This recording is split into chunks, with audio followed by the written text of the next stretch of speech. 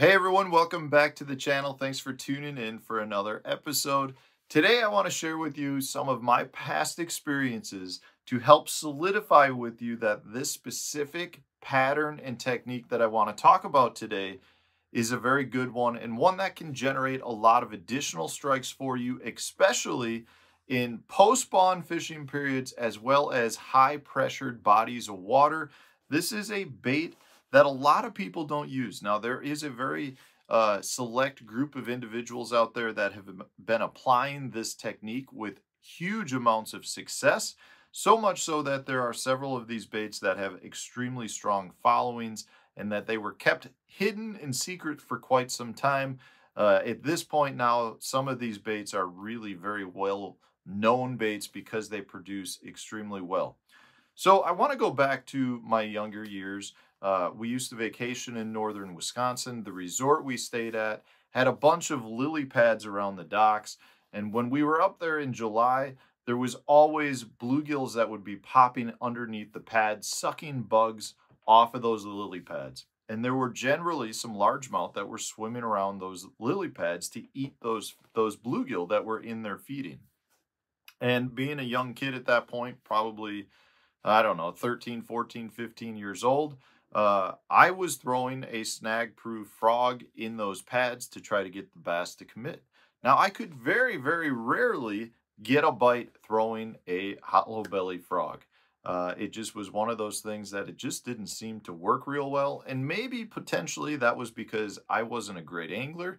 Maybe it was because at that point the snag-proof frogs were the old style frogs. We're not talking like the tournament series hollow-bodied frogs. We're talking like the frog version that actually had frog legs and it was one stiff mess. But it was a weedless frog and I could pull it through the pads. I just couldn't generate strikes. So one day what I did is I grabbed a small fly popper like this. Now, I got to tell you, when I was younger, I always threw smaller baits, whether it was twitching the small 2-inch Rapala on the surface or whether it was fishing just small plastics for bluegill. One of the baits that I always liked was a small popper. Now, I threw a small popper into those pads, not expecting to catch a bass. I actually was fishing for the bluegill that was popping in the pads. And to my surprise, I quickly caught like a 13-inch bass. Now, keep in mind, this is a fly rod popper, and I was kind of using my spinning rod as a fly rod at the time. I didn't have a fly rod, but in order to cast these, because they're very light, I would just let out a lot of line and kind of just whip the bait forward and get the bait to go 15 or 20 feet away and land in between the actual lily pads. What I quickly found out was that first bass was not a fluke. I caught a bunch of bass doing it. The same bass that I saw chasing those bluegill around were eating this little fly rod popper, but they were not biting my larger hollow-bodied snag-proof frogs. And that just got me thinking. I mean, it was one of those things at the time, I didn't fully recognize what was going on. But again, the fact that I always like to throw these small baits got me thinking that I need to throw smaller topwater baits. So, I've got a lot of small walking baits and a lot of small poppers, but one of the best ways to mimic this small popping fly rod is with a small hard-bodied popper. Now, I've done videos in the past about how good small 1/8 ounce buzz baits can be. And there's a time and a place in that post-spawn period where an 1/8 ounce buzzbait will get more bites than almost anything else. Well, small poppers fall into the same category. Now, because this is not an efficient bait to use on either your bait finesse system, bait casting gear, or on your spinning gear, what I've done over the years is just evolved to throwing small poppers. So some of the small poppers would be something like this little Rebel popper. This is the teeny Rebel popper. Some of the ones I was talking about that have just huge followings are the Don Ivino Splash It, as well as the Rico. And these are the smaller size ones, kind of the original size ones. You can see these are very, very similar baits. If I can hold them together. They're both right in around 2 inches long. So these are small baits. They're ones that just seem to generate a lot of strikes. And I do like to have the feathers on the back end, which also mimics the fly rod popper as well. It's just something that what happens is you get these periods where either fish are extremely pressured and they're seeing large topwater baits. So if people are saying are using just a full size popper, whether it's a Pop R or a Megabass Pop Max or whatever they are, those are much bigger baits. They're almost twice the size as some of these smaller poppers. And generally speaking, in my opinion, the fish just kind of, they don't necessarily veer away from those. They're not as willing to bite a full-size popper or a full-size walking bait as they are just a small, unintimidating little tiny popper that's sitting on the surface. So for me, this is very much a target-specific bait. I'll throw it on, 12 to 14 pound monofilament line. I just like the straight mono on it, but I'm looking for targets. So just like that story I told you where I was using it along the lily pads, I'll still do that now. I'll walk these small poppers through the lily pads. I'll throw them into maybe just a hole within the lily pads that's maybe it's that big, maybe it's the size of my boat. But in either case, I'm expecting only to work that bait for that section of the hole that I'm fishing. Maybe it's a stump, maybe it's a dock.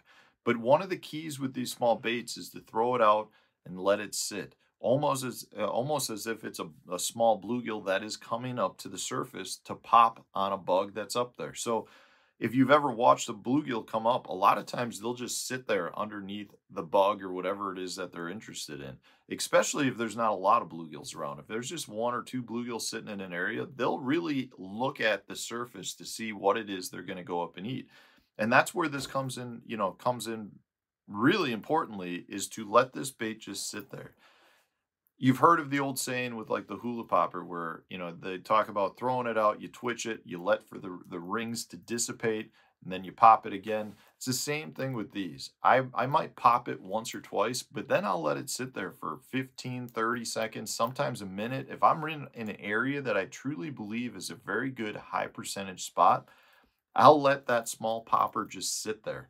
I think a lot of times those bigger poppers just give off a bigger silhouette in the water, which makes it look like a bigger profile, and therefore it's just not as it's not as easily eaten by a lot of fish that are out there. Now, the other thing that I'm going to say with some of these small poppers is it generates a pile of strikes. So you will catch a lot of smaller fish. So if you've got somebody who's looking to get into the sport, maybe just catch some fish, maybe you want to introduce them to topwater fishing, maybe it's a tournament situation and you need to fill out your limit, it's a really good way to catch fish. You catch a lot of smaller fish, so you are increasing the number of bites, but at the same time, I do not believe for one bit that you are going to decrease the number of big bites that you're going to get.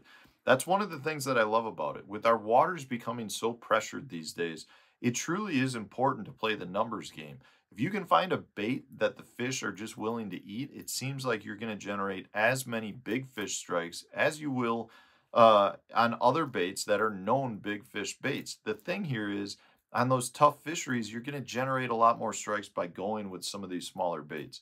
So, a couple others that I really like. This is the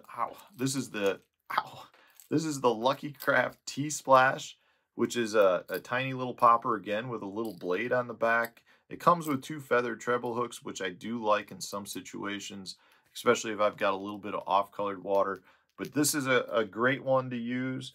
Another one that I believe has been discontinued is the TD popper. This is a Daiwa TD popper. This is a tiny little guy, too, that makes a really cool little sound. It's got a different little rattle in it, too.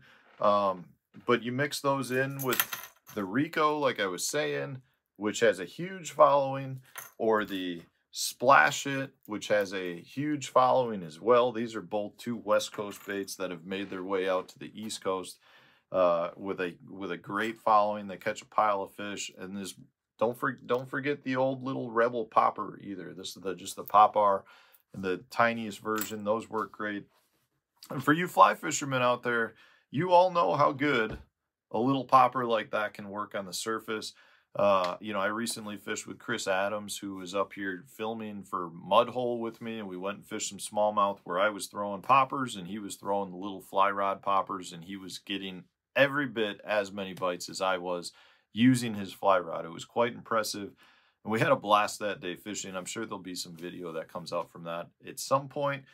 But don't sleep on the little poppers. Don't think that these little guys are not worth throwing. They are, in my opinion, better than throwing bigger full-size poppers in terms of fishing your pressured water and in terms of getting more bites. They truly are a lot of fun to cast, a lot of fun to fish, and they're just one of those baits I cannot leave without. And I learned this lesson years and years ago, and they've been something that I still am throwing on a regular basis.